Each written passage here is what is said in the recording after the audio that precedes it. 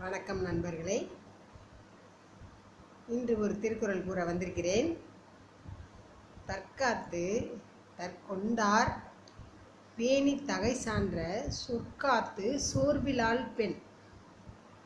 தற்காத்து தற்கொண்டார் பேணி தகை சான்ற சொற்காத்து சோர்விலாள் பெண் அப்படின்னா வள்ளுவர் பெண்களை பற்றி என்ன சொல்கிறாருன்னா, தன்னையும் காத்து தன் கணவனையும் காத்து தான் உறுதி பூண்ட சொல்லையும் காத்து சோர்வடையாதவள் பெண்.